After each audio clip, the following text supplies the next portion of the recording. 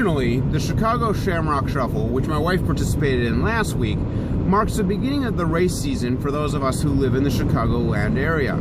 This is mainly because of the weather conditions that we live through from mid-December through late March. Generally, we'll have feet of snow on the ground and or sub-zero temperatures. Not exactly the best conditions in order to run an event. And while there are a few that are organized during those months, I tend to shy away from them, namely because I'm afraid of ice. Now, I have no problem going on a solo long run on a Sunday morning in mid-January because I can see what's ahead of me and avoid rough patches. But in an event where you're zigzagging out of traffic in order to find your pace, you're not always aware of what's under your feet, and the last thing I want is to have a slip and fall injury in mid-January ending my season. So I'll actually be starting my race season with the Chi-Town 10K and half marathon. And I'll only be running the 10K this time around. And I say only because I've run half marathons before. But even with the winter training that I've done this year, I just don't feel quite ready to run a half. So last week I mentioned that the best part of racing in Chicago are the great crowds that come out to cheer on their friends and family and collaterally lend you their support as well. And if that's the best part, the absolute worst part is driving downtown to pick up your packet before an event. And since that's what I'm doing right now, I figured what better opportunity to share with you 5 ways that I prepare during the week of an event.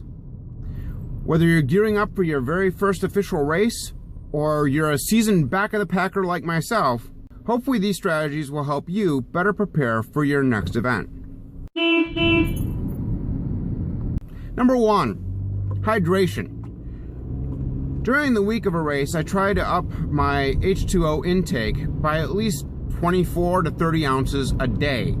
Typically, I'm taking in about 100 fluid ounces anyway, but I like to add a little extra fluid just to top off, as it were. I also cut out all caffeine and any alcohol during the week of an event. That celebratory beer afterwards tastes a lot better, let me tell you. Number 2, also to ensure that I remain properly hydrated, I will increase my potassium and magnesium supplementation.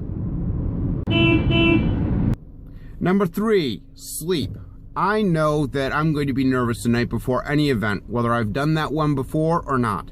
So I try to get a good night's sleep 2 nights before the race itself, so that I know that I've at least gotten some quality base sleep before I wake up at 4 o'clock in the morning to head downtown.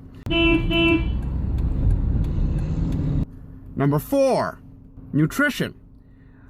There's a lot of theories about carbo loading. A lot of people will eat a big pasta dinner the night before. I find that leaves me feeling quite bloated the next day. So I actually carbo load 2 nights in advance and take in a little extra protein on the night before the event. I also cut out the fiber from my diet. The last thing I want to have is a porta potty break somewhere in the middle of the run.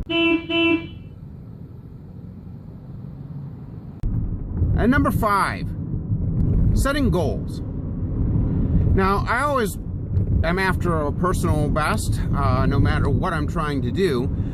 So I do try to set a time for myself at the outset of a race. But I know that things are going to happen. There are going to be people in front of me who are slower than I am. I'm going to have to zigzag around in order to find my pace and things of that nature. So I know that not everything is going to go according to plan. And even if I've hydrated properly and had adequate nutrition and sleep, my body might not react the way that I want it to. So first and foremost, I always want to be sure that I'm going to enjoy myself out there.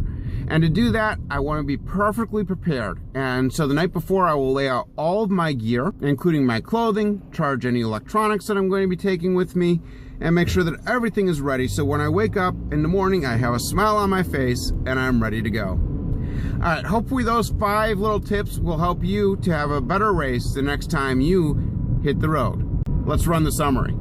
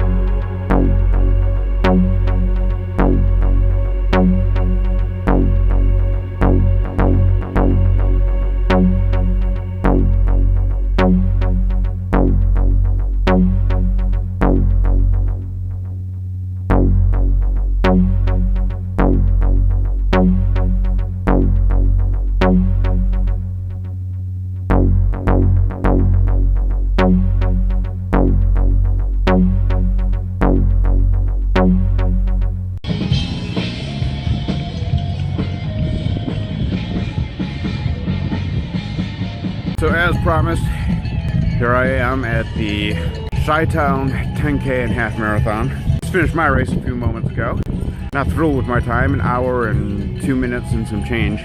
But it's middle of the pack, and I'm really kind of happy with that. And it's a PR for me, an official PR. I've run 10Ks in less than an hour, but in training, not in an official race. One thing that I always like to tell people, whether it's their first race or they've been doing this for a while, is to find somebody who's on your pace, maybe just a little bit in front of you, somebody to target for the entire race. And if you see them pass you up, you know you've got to step it up a little bit.